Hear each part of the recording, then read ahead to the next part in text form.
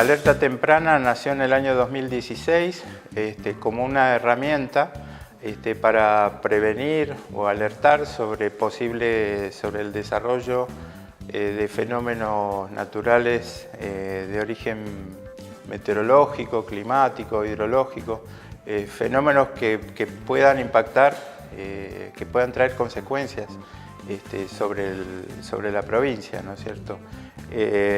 Estos fenómenos, estamos hablando de tormentas severas, crecida de los ríos e inundaciones, falta de agua e incendios,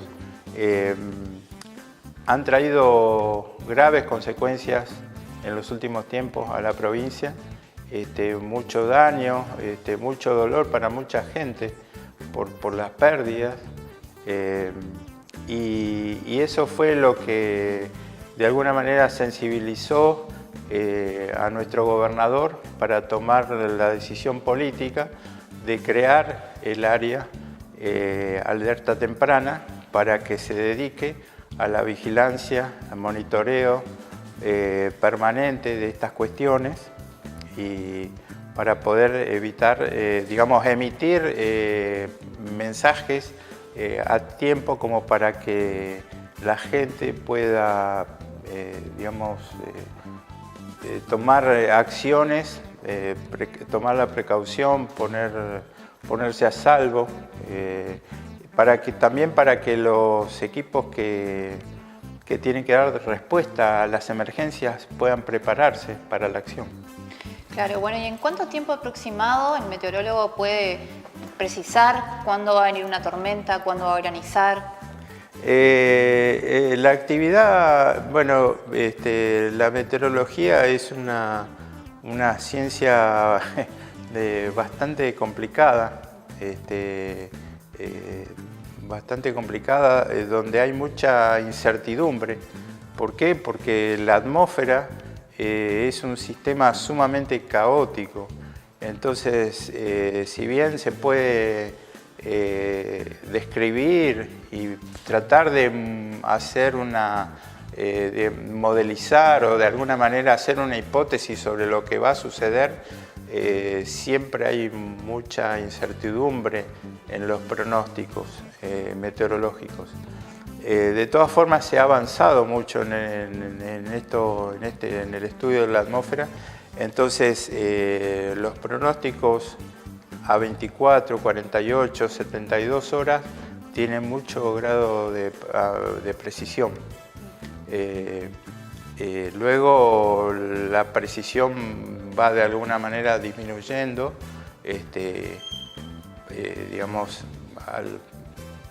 al cuarto, quinto día ya los pronósticos ya empiezan a ser menos fiables. Y por supuesto mucho menos fiables los pronósticos de más de 15 días. Se usan otro tipo de herramientas para tratar de hacer una perspectiva mensual o trimestral. Las hay, pero siempre hay más incertidumbre en eso. ¿Y a qué se debe todos estos cambios, todos estos desastres naturales también que hemos sufrido en la provincia? Sí, en todo esto tenemos que agregar algo, un factor, un fenómeno que se está desarrollando, que ya está entre nosotros, que es el cambio climático, sin dudas. Cambio climático, algo que por ahí a muchos todavía les suena como algo lejano, pareciera ser que, porque lo escuchamos en los medios, lo escuchamos en la tele, en los programas de divulgación, en los medios, y escuchamos hablar del deshielo en los polos, la pérdida de hábitat de los osos polares a consecuencia del deshielo. Escuchamos hablar del retroceso de las costas. Escuchamos hablar también de que los mares aumentan su nivel. Y claro, nos suena algo como algo muy, muy lejano y como que algo que no tiene nada que ver con nosotros, con nuestra vida cotidiana. Y en realidad nosotros tendríamos que aprender, tenemos que aprender a ver que hay un montón de evidencias que nos muestran que el cambio climático no es una cuestión lejana, sino que ya está entre nosotros. El cambio climático, la forma de vivir, de consumir, de producir y consumir del hombre genera gases efectos invernaderos, y eso aumentó a lo largo del tiempo, provocó un aumento de temperatura a nivel global. Ese aumento de temperatura y aumento de lluvias también a nivel global trajo y trae un montón de consecuencias, muchísimas consecuencias en los ecosistemas terrestres, marinos, y es justamente impactos de todo tipo. Y eso es lo que tenemos que aprender a ver, que los impactos ya están entre nosotros. Claro, tenemos que adaptarnos. Exactamente, que tenemos que aprender a convivir con eso, ir progresivamente aprendiendo a convivir con eso, adaptarnos a eso. Las temperaturas, así resumidamente, estamos viendo que están variando las mínimas y las máximas, como que están subiendo las temperaturas mínimas y las temperaturas máximas. Están aumentando la intensidad de las tormentas, están aumentando las descargas eléctricas, los rayos. Es impresionante ver, hace poco en una conferencia mostraba un mapa que está dentro de un estudio que se hizo a nivel global entre 2012 y 2016 sobre la caída de rayos en la Tierra, y nos ubica a Misiones en una región, en una de las 3 regiones de América donde más rayos caen por kilómetro cuadrado por año. Entonces eso son cosas que tenemos que tenerlas presentes nosotros acá. No lo podemos dejar pasar así, no debemos tomarlo a la ligera, sí. Porque eso se nos puede volver en contra. A ese punto quería llegar. Pone en riesgo nuestra vida, nuestras instalaciones y un montón de cuestiones, ¿no? ¿Y Alerta Temprana cómo puede prever estas situaciones que está contando? Bueno, trabajamos concretamente en dos temas, ¿no? En el tema de meteorología, la vigilancia meteorológica, y trabajamos en la vigilancia hidrológica. Entonces, concentramos datos que convertimos en información y en avisos para prevenir, en avisos de alerta para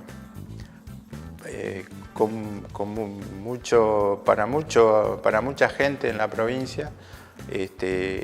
Formamos parte también de un proyecto donde entra la evaluación de riesgos, porque, a ver, no basta con tener un pronóstico, haber identificado lo que nosotros llamamos una amenaza, sino que también es importante estudiar, analizar, tratar de determinar qué es lo que puede pasar con eso. O sea, cuán vulnerables somos, qué impacto puede traer, qué consecuencias puede acarrear. Entonces, trabajamos también en eso. Trabajamos mucho en lo que es la difusión de nuestros mensajes, porque lo que hemos y ponemos mucho énfasis en eso. ¿Qué es lo que encontramos cuando comenzamos a trabajar? Que los mensajes de alerta, porque alertas emiten, hay muchos organismos que emiten alertas de distinto tipo. El Ministerio de Salud, por caso, el Servicio Meteorológico Nacional y distintos organismos. Pero ¿qué pasaba, por lo menos desde nuestro punto de vista? Los mensajes de alerta pasaban de largo, o sea que la gente no le prestaba atención. Y justamente lo que nosotros queremos es que la gente reaccione a tiempo frente a lo que está por pasar, reaccione adecuadamente. Entonces ahí es donde nos pusimos a trabajar para difundir toda esta problemática, para que la gente entienda. Faltaba un poco de comunicación, de difusión. Yo creo que faltaba comunicación, que la gente entienda la terminología que se maneja, los porqués y los para qué. No podemos decir alerta, habrás escuchado, alerta amarilla, alerta naranja. Sí, que hoy en día, sin embargo, la gente no entiende demasiado. Bueno, hay muchos especialistas, ya todos estamos con el tema del clima, ya estamos mucho más informados justamente, pero por ahí no se sabe el cotidiano, la gente, yo por ejemplo... Claro, y entonces justamente al no comprender el mensaje, la gente queda, te diría, inmóvil, no sabe si ir para un lado o para el otro. Entonces, o directamente ignora el mensaje. Entonces, estamos haciendo un esfuerzo para aclarar todos esos temas, que la gente finalmente, que el receptor del mensaje entienda de qué estamos hablando.